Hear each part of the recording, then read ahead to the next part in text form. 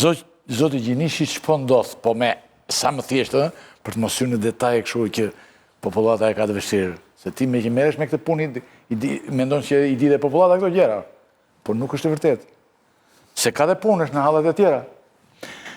Tani, ç'po ndodh me luftën e Iranit, cilat janë ngjarjet kryesore që janë shënjuar në këto ditë që ne kemi munguar në këtë luftë, dhe çfarë pasojash janë prodhuar deri tani sa më shkurt dhe më qartë, dhe kolegët e tjerë. Atëherë, lajmi kryesor është zgjedhja e pasardhësit të tretë, ose liderit tretë të Revolucionit Islamik.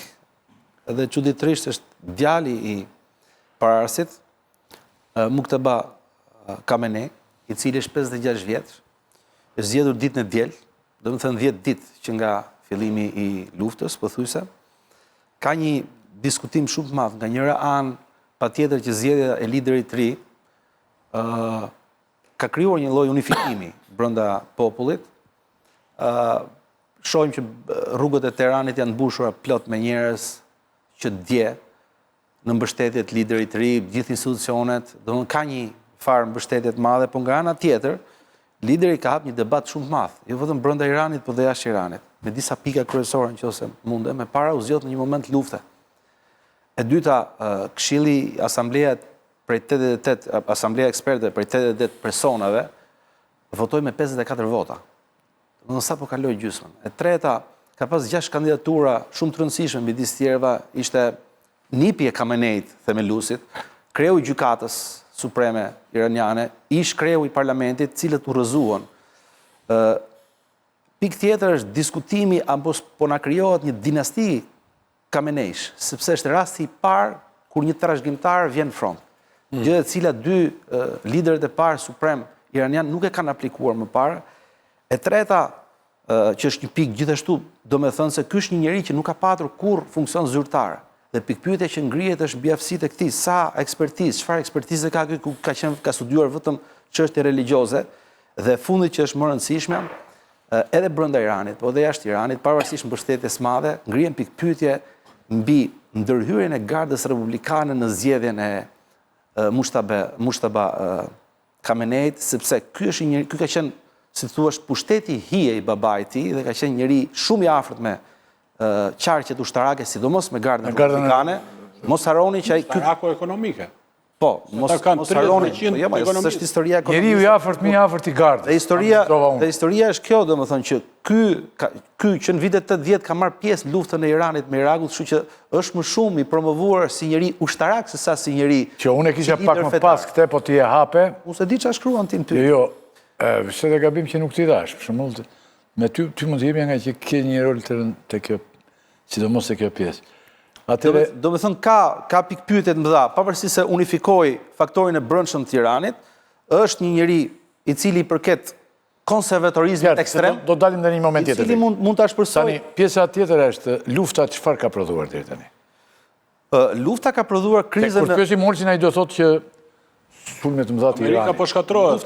Lufta ka prodhuar një krizë shumë të madhe, jo vetëm midis Iranit dhe Izraelit, sepse dëmët janë dy palëshe, pavarësisht se ku më shumë e ku më pak. Irani vazhdon të godasi akoma Izraelin, dhe kjo është një pikpyetje e madhe, diskutohet qarqet e ekspertëve, kush është arsyeja, domethënë gjithë këto baza amerikane të cilat goditen. Ku e gjeti gjithë këtë fuqi të madhe Irani? Irani sigurisht ka potencial shumë të madh ushtarak në prodhimin e dronëve dhe të raketave.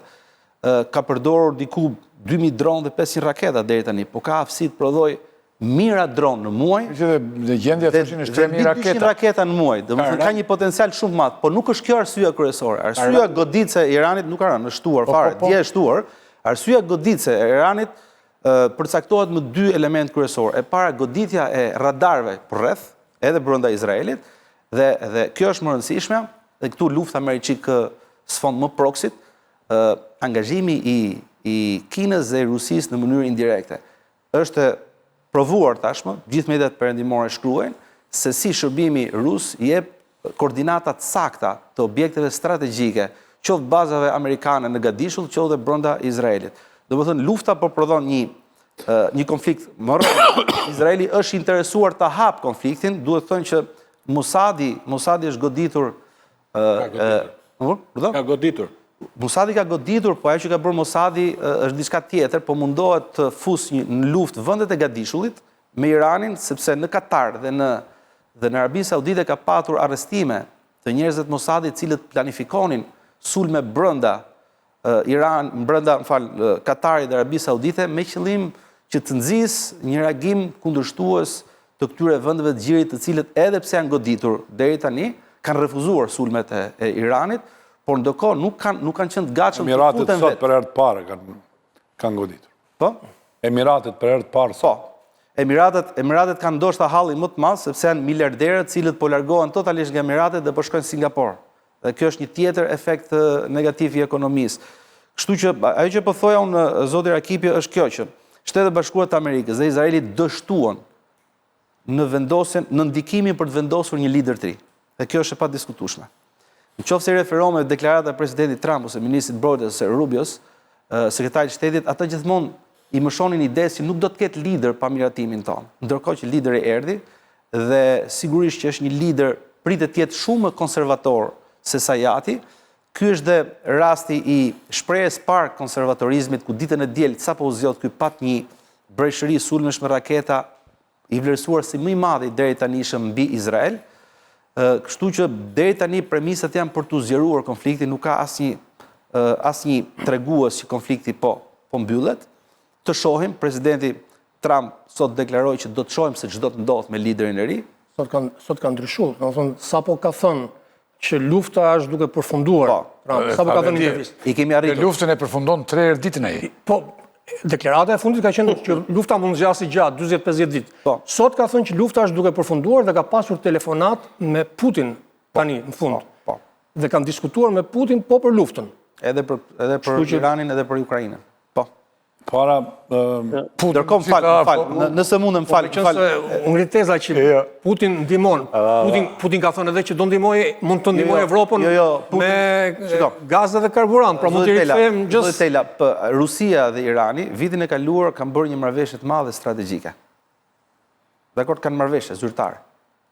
Po tepër e ka me Kinën. Jo, Rusia ka marrëveshje ushtarake strategjike. Baton dhe te... Dhe më fal, ka dhëna dhe janë filmuara, furnizimet, një minutë vetëm, furnizimet me armë që kanë ardhur në Iran kanë qenë vetëm 2 burime, Rusia dhe Kina, edhe kjo është e vërtetuar.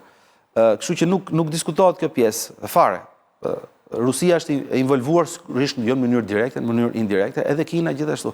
Ndryshe, nuk mund të mendosh që lufta 12 ditore ka ndodhur para një viti dhe Irani pothuajse u paralizua totalisht, ndërkohë që forca e Iranit deri tani vazhdon të jetë. Dhe forca e Iranit mbështetet kryesisht në dronë dhe në rakete balistike. Pikpyetja është ajo që thash pak më herët, pse janë kaq sakta objektivat iranian? Sepse Irani nuk ka satelit. Dhe gjithë analizat perëndimore flasin qartë për një Rusia. Po patjetër që këtë shërbime ofron Rusia.